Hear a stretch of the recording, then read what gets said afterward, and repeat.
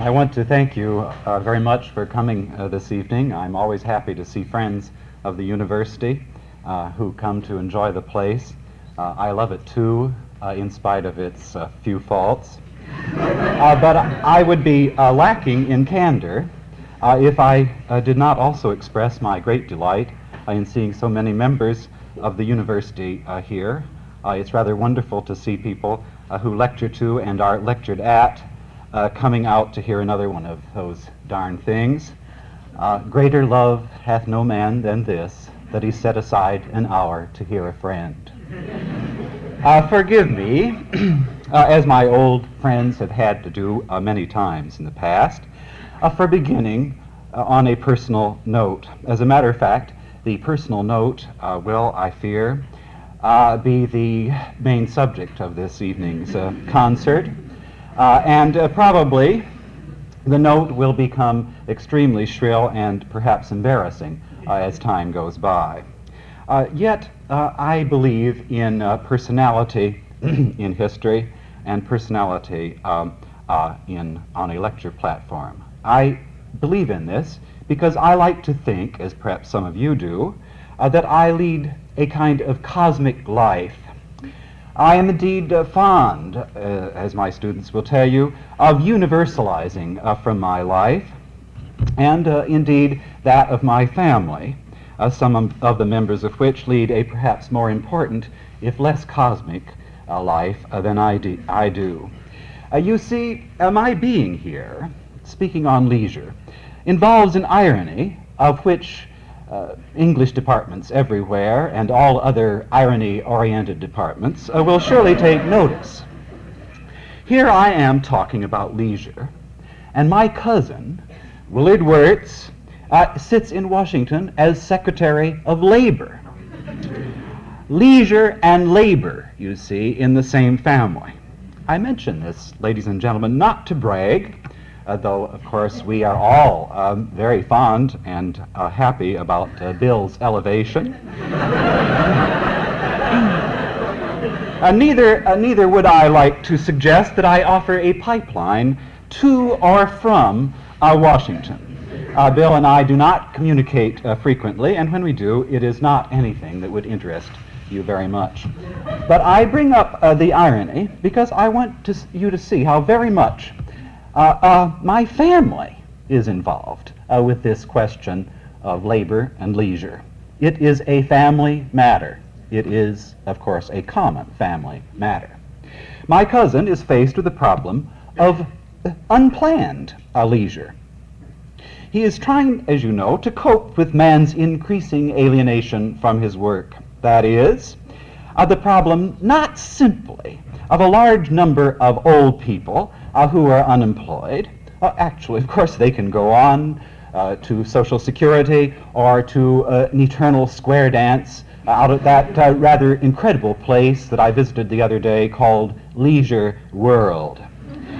Bill's big problem is with the increasing ranks of people who want to work, who have been brought up, indeed, on the notion that man must work, and yet who cannot work. The technological revolution of our time has, to put it euphemistically, liberated them from work, and I am afraid they do not like it.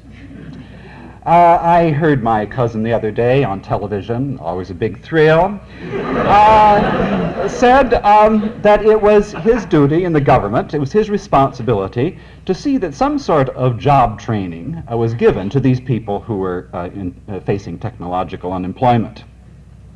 At least, he said, the ones who want to work ought to be given this sort of job training, which suggests perhaps that my cousin is becoming a Republican in disguise, that little sneer there. Yet he must know, as most experts on labor know, that automation, the central part of technological advance, is not only here to stay, it is here to take over. Technological unemployment, therefore, is bound to increase. The number of jobs, of course, is bound to decrease. The working hours of those in labor are bound to diminish. So the experts tell us. The thing for which labor, organized and unorganized, has been fighting for centuries, now, you see, is within our reach. Already, many people have the happy state of being leisurely. They're not doing anything at all, but as I say, nobody's happy. It's very much like the charwoman's heaven, which John Maynard Keynes wrote about in his Essays in Persuasion. Heaven is in reach of all of these people. They're free to do anything that they wish if they have food in their mouths.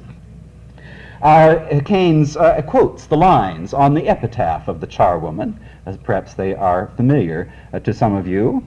I'm told that the economics department does not hold Mr. Keynes in high repute, but perhaps they think of him as a literary stylist, and this has come out. The charwoman says on her tombstone, which she, of course, the epitaph of which she wrote, "Don't mourn for me, friends. Don't weep for me never. For I'm going to do nothing forever and ever. With psalms and sweet music, the heavens will be ringing, but I shall have nothing to do with the singing." In other words, the charwoman thought of herself as heaven, you see, being a place where you just listen. But of course, most people just can't stand it just to listen. And Keynes adds his own sad commentary on these lines. It will, he said, only be for those who have to do with the singing that life will be tolerable. And how few of us can sing. There is no country, and of course he's thinking of heaven in this world now. There is no country and no people, he wrote, who can look forward to the age of leisure and abundance without a dread. You see, the real problem for my cousin is to teach the unemployed how to sing. And he's a rather poor trumpet player. One should not take that symbolically. Of course, the abundance of which presupposes heaven is not yet here, at least not in West Virginia. This abundance must be extended, but this is, of course, another problem. We're talking about leisure. But the leisure, you see, is here, and there's bound to be more of it all of the time.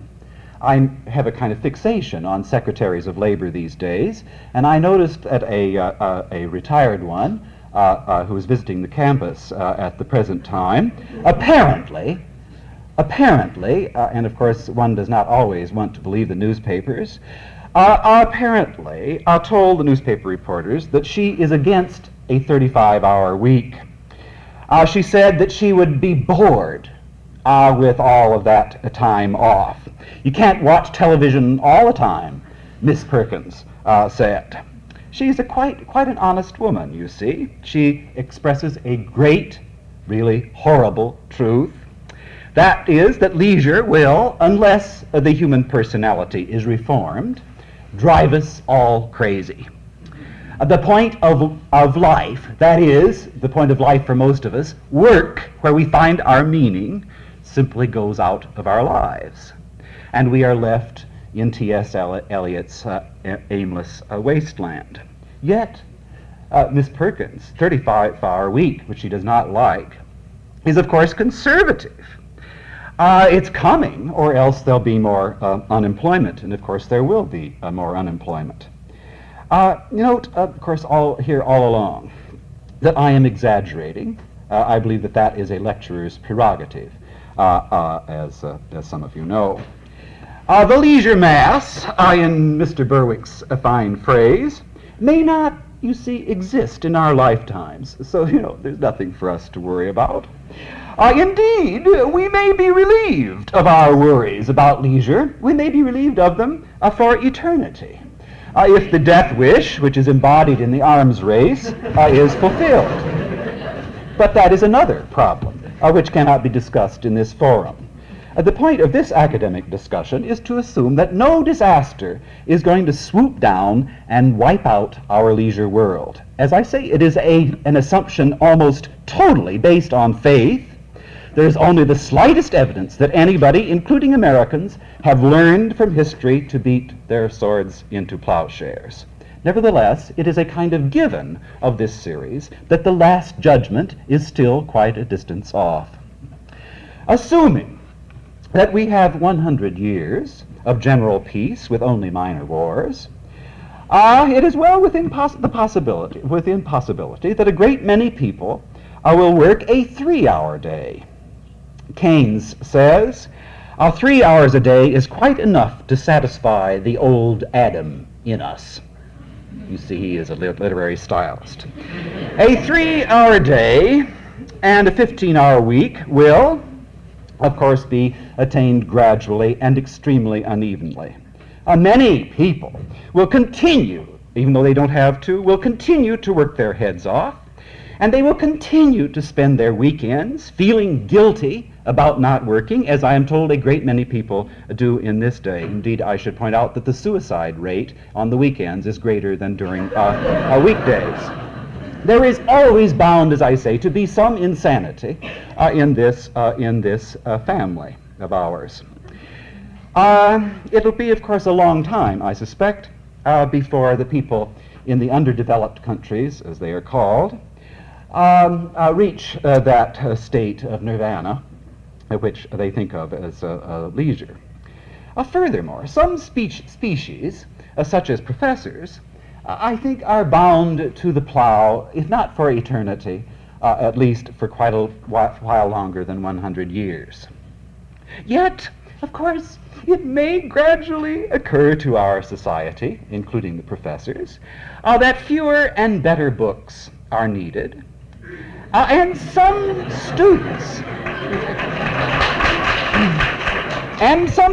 may discover that it is more fun and more efficient to work for pleasure, for the sheer joy of learning, rather than grades, and fewer professors will therefore be needed in this world.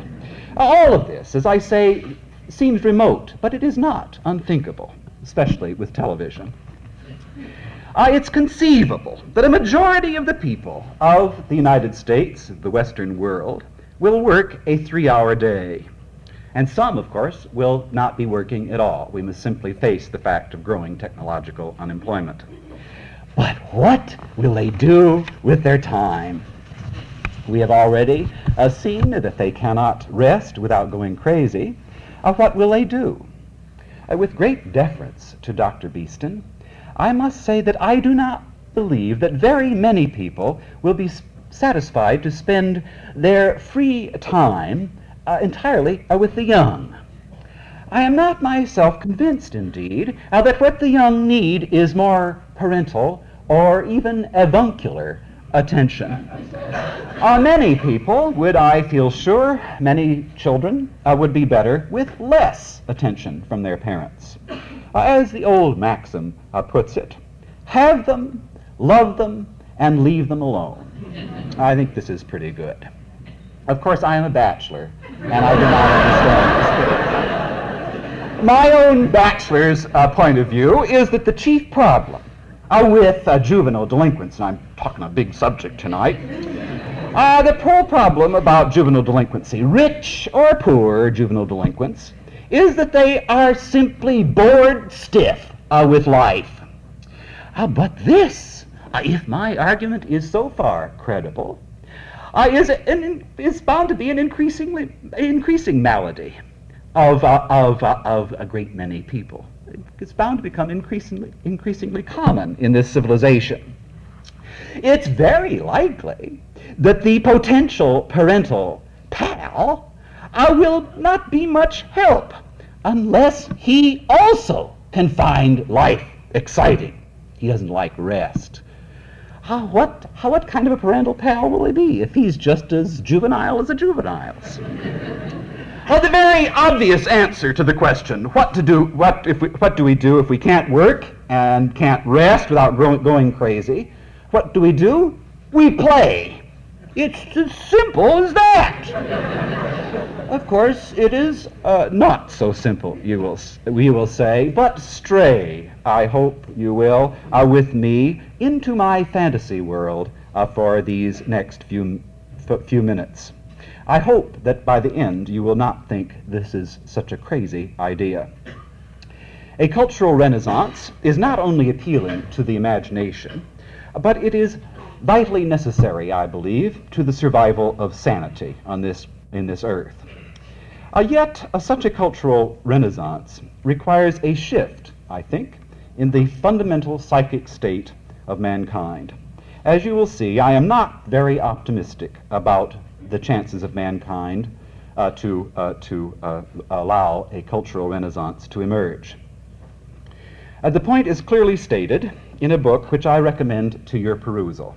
I almost guarantee, indeed, that if you read this book, it will leave a psychic scar on your minds. If you do not like psychic scars, don't read it. I am speaking, of course, of Norman O. Brown's Life Against Death, which has finally been reviewed by Popular Magazine, by Esquire, which rather amuses me, since the New York Times, the New York Herald Tribune, the New Yorker, Time Magazine, Newsweek, Harper's, The Atlantic, and other distinguished periodicals have not seen fit to write about it. As I say, it's been out for years. Yet the news has spread by word of mouth mainly, and the book has sold something like 25,000 copies in the Wesleyan University Press edition and in the vintage paperback series. And I may say it is rather popular in the history department at UCLA. I recommend this book to your attention. I can, of course, only refer to part of its general theme, which it seems to me is exactly mine tonight. Indeed, it ought to be, since that's where I got it. Using Freud as a launching pad and not a crutch, Brown goes on, much like Keynes, to suggest that faced with the possibility of life without work, man will therefore be thrown against the central problem, that is, what to do now that he has lost his ancient purpose. Man, Brown points out, is by tradition Faustian. He is always striving and competing for something higher in this world. But now, you see, with the aid of Freud and automation, we can rise above this constant struggle for something higher. We can rise above the burning and churning of our lives. We can recognize this burning and churning as sound and fury, signifying nothing. We can cast off, therefore, the traditional repression which work has set upon us. We may, as Brown says, awaken from history as from a nightmare. It may sound strange for a historian to be speaking in that way. Brown's also a historian.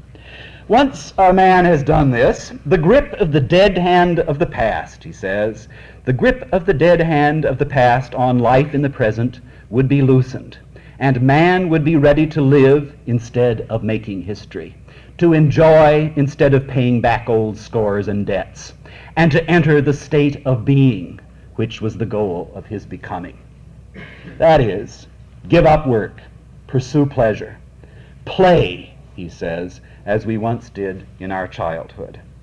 The nature of man, Brown says, and this of course is a radical statement, the nature of man is not to work, it is to play. Which brings me to art in general, and architecture in particular. Brown, quite cavalierly, builds a theory of art out of Freud's wit and the unconscious. Freud, incidentally, of course, said he never wanted to develop a theory of art. To Brown, art becomes the mature expression of that instinct for happiness which we had in childhood, but which most of us have simply set aside in our accommodation to the grim world of reality. Art, he says, represents an eruption from the unconscious into the conscious. Its beauty arises from a tension between the unconscious desire in our unconscious and the material and the form of reality. In short, art gives a way to the leisure mass, gives it a way out of its dilemma of being bored with not working. It liberates the unconscious. It shows the way to the liberation of the pleasure principle. as Keynes says, and here Brown agrees, with, of course, with Keynes specifically, as Keynes says, we must learn to sing. And, of course, art teaches how to sing. We must end the dualism between the unconscious and the conscious, bring the unconscious into the world, and history ends, you see. We must end the dualism between pleasure and reality. We must bring the pleasure principle into the world of reality. It is not my business, of course, to go into the arts in general tonight. I shall look forward to Professor Kaplan's talk 3 weeks from tonight on that subject. But speaking on architecture, I do not feel, as you may have already discovered from my opening remarks, I do not feel circumscribed by my subject. Anyway, architecture is peculiarly fitted to make the point which Brown makes. It is, as the old cliche says, a wedding of the useful and the beautiful, the practical and the fine. It is admirably suited to communicate, therefore, between our subconscious desires and the world of existence. Now, this communication is not automatic, I may point out, as anyone who has looked at Westwood Village lately will realize. If those high-rise buildings there, and to get even more personal, I promised you personality, if those high-rise buildings there and on this campus represent our hidden devotion to the pleasure principle, then I shall have to revise my thought, which I may say I do not intend to do immediately. To get even more particular, let me illustrate my point by reflecting upon the meaning of the new social science building being constructed nearby. And I hope my remarks will not be misunderstood. They are made in love, not hate. On the one hand, if you look out here, on the one hand, you will find an imposing tall office building raised on stilts above the ground. On the other, you will find a classroom building, a kind of low fortress with slits on the side, out of which students and faculty may eventually shoot intellectual arrows. But, ladies and gentlemen, I am not about to criticize the exterior of this building, which is not yet finished. I want to talk about the plan of this building. I want to relate the plan of this building to the realization of the pleasure principle in this world of existence. I am afraid that this building will not measure up. I agree with Mr. Berwick, by and large, omitting the grading of papers. Teaching is a pleasure. It is, of course, intimately related to learning, which is also a pleasure. A teacher, I must say, does not learn too much factual material from his students, but he is thrown against them, especially in discussion sections, and is therefore forced to ask and talk about important questions which are important to the young. He is required to interest his students. And it's this connection with his students that gives him his vitality, if he has any. The student, on the other hand, ideally gains knowledge.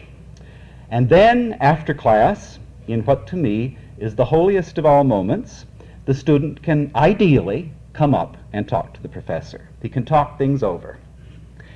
He can wander away, indeed, with the professor to his office, ideally. And in this office, the sanctum sanctorum, the professor and the student may be able to personalize the abstractions of a lecture. And sometimes they even pray together. Let us set up the new social science building against this admittedly idealized student-teacher relationship. On the one hand, there is the tower. It should be ivory, but glass will do as well.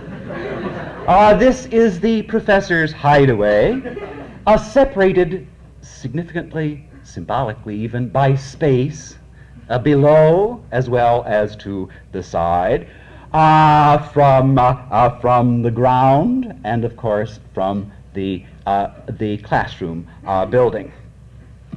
The connection with students for the professor will be by elevators and what appears to me to be a kind of triple-decked bridge of sighs. And I have to tell you also that the classroom building, which is being constructed, does not have the classrooms of the size that are most needed, especially by the large lecture courses in the social sciences, which will, of course, make a longer distance between the office building, the ivory tower, and the classroom building, the real world of the professor. The whole thing, I hope you will agree, conspires against pleasure. It is not my point here, and I do want to be understood on this, it is not my point to criticize planners, it is not my point to criticize architects, it is not my point to criticize administrators, and it is not my point to criticize the social scientists or any other particular group on the campus, even though I must admit that in my heart of hearts I believe something could have been done.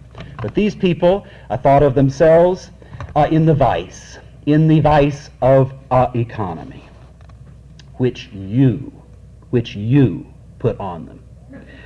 My indictment is of a society which includes all of us, which thinks of education, in particular, as essentially an economical packaging of goods in a stylish envelope, which thinks of education as a separation, as being capable of separation into components, and these placed in their special categories, that is, office and classroom. Which thinks of education really, you see, as a kind of processing of minds. The social science building is in one sense, you see, so rational. Form follows function, if you think of education by compartments. I almost said departments. Yet if you consider education as an organic relationship of the parts with each other in the whole, if you consider teaching, learning, scholarship, and writing as interdependent, then the social science building leaves something to be desired. Don't get me wrong. Teachers and students will continue to improvise in their age-old way. They'll find ways to get around some of the difficulties of this building. But hurdles have been erected, and that isn't progress to me. But let us not be parochial. The problem, as I have said, is with all of us. We still think in conventional terms, in the conventional terms of scientific management, which the business acquisitiveness drive, which the Faustian principle has imposed upon us. Shame on an affluent society which represses pleasurable education. Shame, shame, shame on all of you. Forgive me if I sound this evening like John Ruskin when I inquire into the chances of a moral regeneration. When I survey the grounds for hope in this world, especially the world of architecture, I seem to be surveying a desert with shifting sands and only a few oases. I look to the leisure masses. At base, you see, my message is that every man, freed from repressive forces, may unloose the pleasure principle in the arts. Every man his own architect, to paraphrase one of the most playful historians that I know of. Yet, this is, of course, a long-range dream. It is utopian, and I, of course, should admit, before any of you tell me this, that I am a utopian. I believe in heaven. But in the here and now, in the present, the reality principle is still at work in the leisure mass, and occasionally, of course, it is even at work in me. The masses, the leisure masses, or the working masses, I should say, have built this society. The cities, the culture, even the art. It has been built to such a point of complexity that it is simply impossible to let go all at once. Modern society is based on specialization, on efficiencies in production, on refinements in materials. The masses cannot engage in architectural play without getting in trouble. Note, ladies and gentlemen, I am not worried about the bad taste of the leisure masses. Taste, after all, is a matter of the moment. It is delightful, but fleeting. The problem is, after so long a sojourn, solving the economic problems of this world, in fact, wrapped up in these problems, do people really know what they want if they could let go? This, of course, is a central question, just on the physical side. I read some time back about a group of monks here in California who, in the tradition of monastic reform, decided to build their own retreat with their own hands somewhere near Big Sur, which is, of course, the place for monasteries. I have always thought, indeed, that monastery building is an extremely worthy enterprise in this civilization. The work went along merrily among these monks until the walls began to crack and to disintegrate, and the monastery came tumbling down, and they had to call a contractor. You see, facing the modern civilization, they simply could not do what their idealism demanded that they do. This was, of course, not the end of the monastery. It's going along quite well. As I recall it, they were Episcopalian monks, and Episcopalians have always had a way of making the best of setbacks to their idealism. This little parable simply illustrates that the world is always with us, especially today, and that expertise is needed even for monasteries. Moreover, modern man is simply not capable of freeing himself from the joys of civilization. Most people simply would not do this if they could. Modern man needs not only walls, but kitchens and bathrooms. Modern man cannot separate pleasure from the flush toilet. Maybe he should. But it does not seem to me to suggest this play principle does not seem to me to suggest a return to hide and seek. It is not a denial of fullness. It is an adult form of play is, of course, a creation of a sophisticated variety of delight. If the members of the leisure mass cannot depend entirely on their own resources to fulfill their pursuit of happiness, then we must look around for experts in leisure. What about those people in our civilization who've had hundreds of years of experience of leisure, that is, who have pioneered leisure for us for quite a while? That is, I'm speaking, of course, of the rich, the Brentwood crowd. Here are people who have pioneered leisure. Can they show us how to play? A few of these people can, of course. The Versailles show at the County Museum is a case in point. Whatever the ethics of the occupants of Versailles, they certainly, if you've been down to the County Museum, you will realize they certainly knew how to play. This show is indeed as intoxicating as Norman O. Brown. Everyone, with the possible exception of Mr. Murat in his bathtub, is so terribly happy. And this is an example to us all, I think, even those of us who cannot wear periwigs too well. Compare the enchantment, however, of this display with the later extravaganza of the castle high above San Simeon, and I think that you will agree that something went wrong with the leisure class. There is a lovely view there at La Encantada. There's a lovely view, and there are beautiful individual works of art. There's particularly a tapestry in the billiard room, which I would crave to have. But the place doesn't really seem to offer many ideas to us, I think, of the leisure class. The rich were, of course, are not, of course, always so confused. I must admit a somewhat more charitable view toward the Vanderbilts. The breakers at Newport, Rhode Island, holds together pretty well for me, perhaps because of the joyous labors of the architect Richard Morris Hunt. But the Vanderbilts, let them get off rather easily. But the rich are, by any manner of speaking, are untrustworthy. They have not learned really the way to play, as evidenced in what I call post-Veblennian architecture. After the showplaces of the late 19th and early 20th century, after the houses and the public buildings with all sorts of falderal on them, there followed with the fickle rich the complete reverse. Often, though of course not consistently, they replaced what Veblen called conspicuous consumption with conspicuous austerity. This is most visible, of course, in public buildings. Houses are always hidden behind hedges among the rich.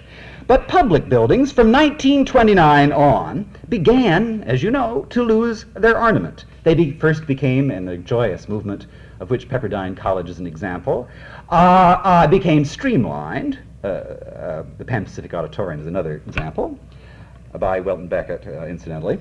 And then they became vertical ice cube trays in our own days after World War II. Indeed, I'm always fond of pointing out the parallel between art history and the general history of the time. This all reflects the economic history of the period. As John Kenneth Galbraith points out in The Great Crash, there's a horror in the fact that the horror of the Depression seems to have come from the fact that it seems to have started in the stock market, the Depression of the 1930s. The fact that it started in the stock market, which very few people can see any difference between and against that and a gambling game. It's difficult for me. People saw this terrible catastrophe in the stock market as a moral catastrophe. Both government and private capital, which was able still to get us out of the Depression, held back the use of their monies from use in the recovery. Lavish spending was replaced by lavish saving. Under FDR, who was at first, I should point out to those of you who have forgotten it, who was at first extremely ascetic. Under FDR, the government soon came out of its conservative shell and spend ever since. Although it never really was too sure of itself, as the events of 1937 in particular demonstrate. Private capital, however, remained conservative. The people who were able to push the prosperity hoarded their wealth. And the consequence was a widespread, long-lasting depression. Recovery came only with the horrible relaxation, you see, of war.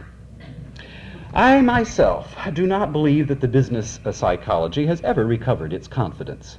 It has, of course, gone back to the stock market, but even with its affluence, it has shown extreme reluctance to use its capital for social regeneration. There is a horrible spectacle of the present administration in Washington at the moment arguing for a reduction in taxes when schools need building, when school teachers need more pay, when roads need to be built, when cities need to be replanned, when indeed millions of our brothers need to be brought out of their ancient misery. Kennedy has to do this in order to get as he says, the economy rolling again. Kennedy, I think, is being utterly realistic. A reduction in taxes may free capital, but it is a sorry commentary, I think, on the character and the judgment of business classes that this has to be done. It is a sorry commentary on the rich. We cannot trust the rich to be our leaders in constructing an architecture of leisure. They are fickle and they lack assurance. In fact, I suspect that they aren't having a very good time.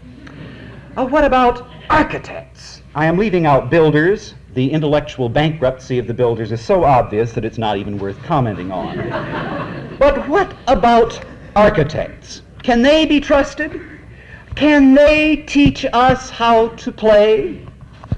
You will be happy to know that I find more hope here, but not much. They can teach us, but will they?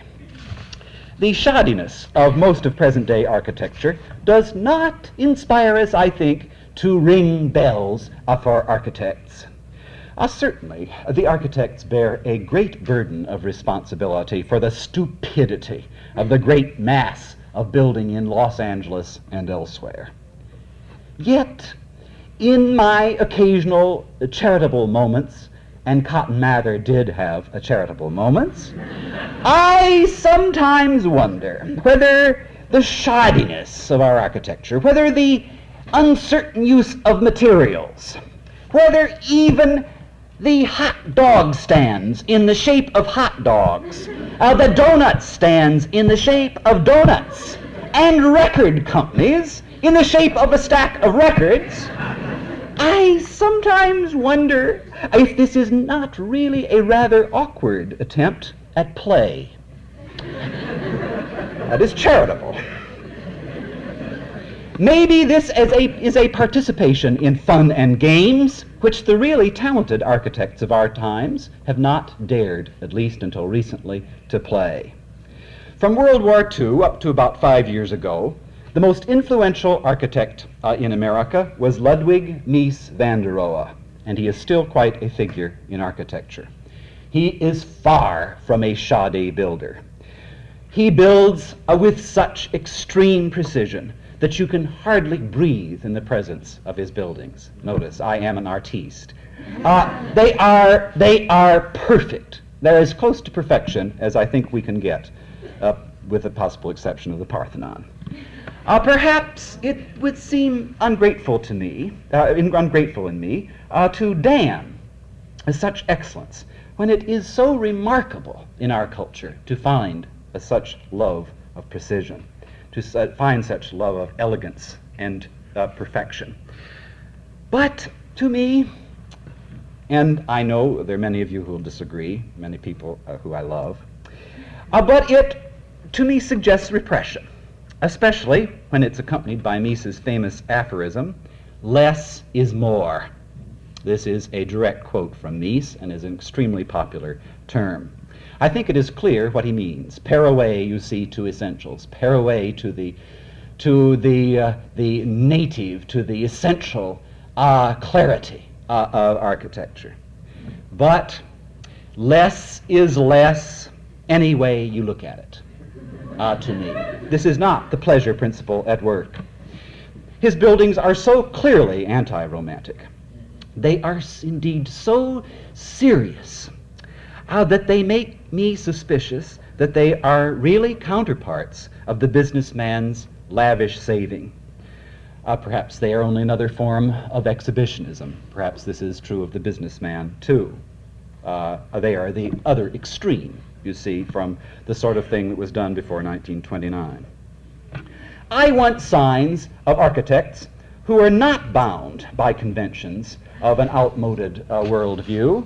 I want to be shown how many thousands of ways there are to divert the mind. I want every sense ministered unto in my buildings. I want to learn to play.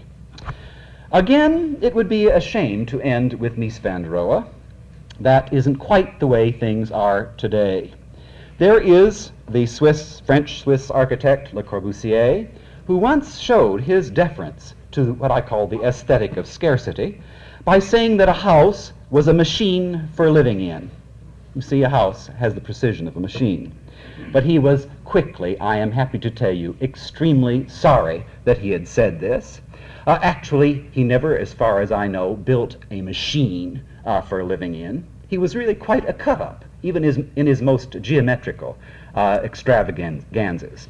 And he has ended up, late in life, in the chapel at Ronchamp, and now at Harvard, in the Fine Arts Center there, with plays of light and space and form which truly tell us about a new world of joy that we never knew before.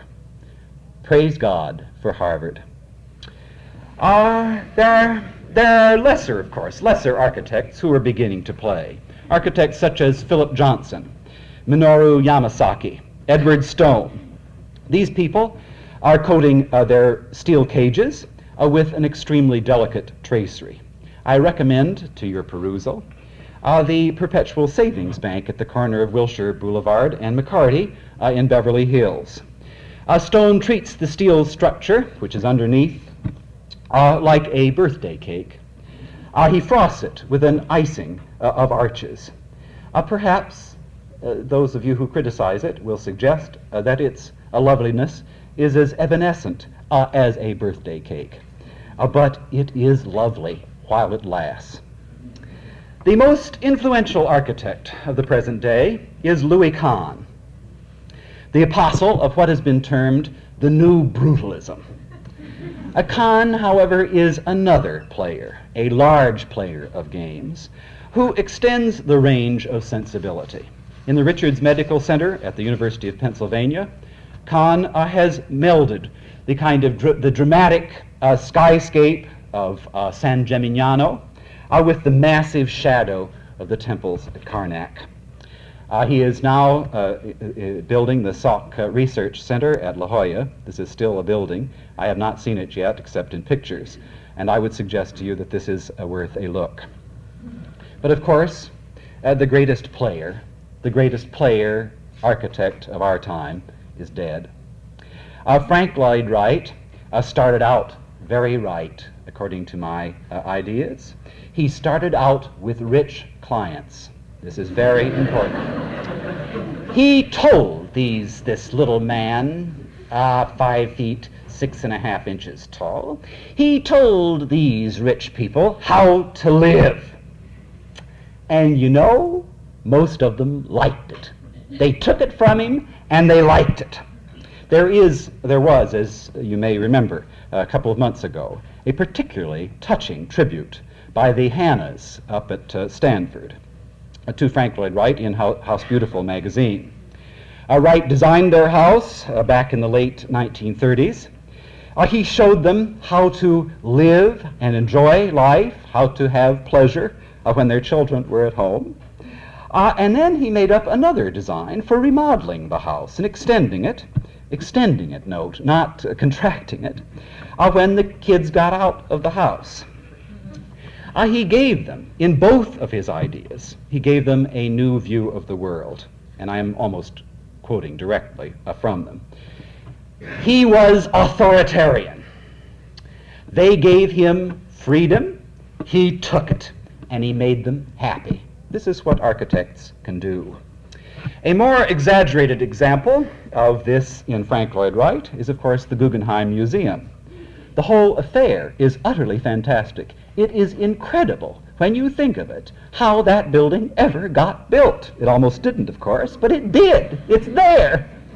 Wright offended everybody, from the New York building commissioners, who wouldn't let him extend that lovely spiral too far out over the sidewalk and even street, Fifth Avenue, who told him that he had to have a fire escape, at least one fire escape. He argued, since it was a spiral ramp, you see, that it was really just a one-story building. You see, there were no floors. It offended everybody, from the building commissioners to the director of the museum, James Johnson Sweeney, who eventually resigned because it was impossible as a museum. And he was quite right. It's quite true. As a museum, the Guggenheim is a joke. It simply doesn't function as a museum. Oh yes, there are pictures in there, but they're just little daubs on the wall compared to the great spiral of Frank Lloyd Wright. Indeed, it is extremely amusing that Frank Lloyd Wright hated pictures on the walls. He wrote essays on this fact. You know, he kept his Japanese prints, as the Japanese do, undercover, and bringing them out to survey them in some ineffable moment, and then returning them. He kept a few screens out. There were a few pictures around, but by and large, he hated pictures. Even more deeply funny in this whole thing, he hated abstract art. Above all pictures, he hated abstractions the most. Now, all the Guggenheim paintings and sculpture are abstract, or as they say, non-objective. Frank Lloyd Wright said that if the paintings were impossible, the visitors might enjoy the building. The whole thing, perhaps it seems cynical, but it seems to suggest to me that Frank Lloyd Wright looked upon this building as a joke. This is a joke. a museum which is not a museum. It is a cosmic joke, if you will, or better, it is a cosmic game. When you go into that building and you see, as Frank Lloyd Wright intended, that the people moving along those spirals, hanging their coats over the railings, peering down, rather frightened indeed, because Frank Lloyd Wright built the railings to his measure, and you have this feeling of pitching, into the drink.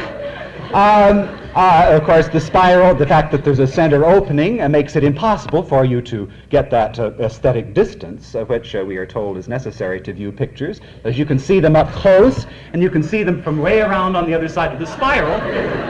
But if you back off halfway,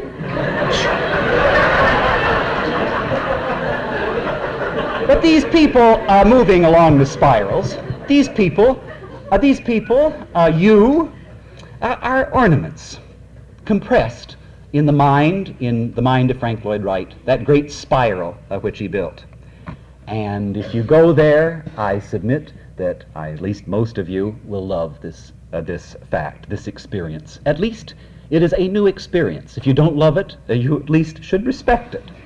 It teaches people how to play. It is the last word in playing games.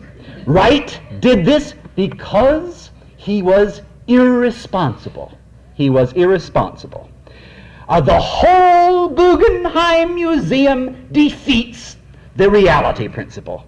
And how marvelous it is. This is not the end to what architects may teach us. If that modern Leonardo Buckminster Fuller has his way, our cities will be housed in huge hemispheric domes. They will be air-conditioned and smog-free. And then architecture may give up its ancient role as shelter, and it may join sculpture and music and the dance as a play of fancy.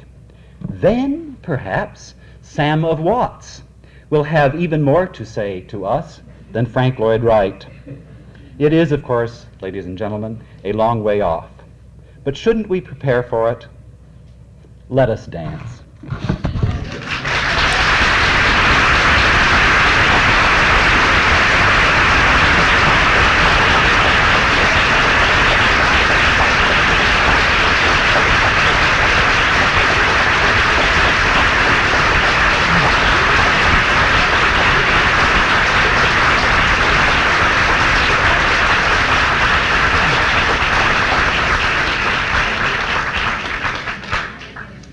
I warned you that Professor Winter is a moralist and that he would give an illustrated lecture. He's certainly at least as much a moralist and a love figure as he is an architectural historian, although he's superlatively that as well. And we're much indebted to him for these thoughtful and provocative comments, which will have raised in your minds a good many questions, I suspect, which you may wish to take up with him. Now, of course, Professor Winter has no intention of intruding on the joy of life or on the joy of learning, and operating on the pleasure principle, he doesn't intend to answer your questions publicly. He will, however, as his remarks have suggested, be delighted to talk with you here individually if you have questions that you would wish to take up with him. Now, this lecture concludes the first half of the series on the uses of leisure. Next Monday night, April 1st, Professor Arnold Toynbee, the world-renowned historian and philosopher, will be talking at Royce Hall under the auspices of the UCLA Committee on Public Lectures, and there will be no lecture in this series. The following week is spring vacation at UCLA. That's the time that all the professors go off to play. And it will not be, therefore, until April 15th, 3 weeks from tonight, that this series will resume for 4 more lectures. On that evening, April 15th, at the same time and in this same place, Professor Abbott Kaplan, the Director of University Extension, and one who himself personifies or exemplifies much of what is being done in the arts, will talk about leisure and the arts. So I look forward to seeing you 3 weeks from tonight here. Thank you.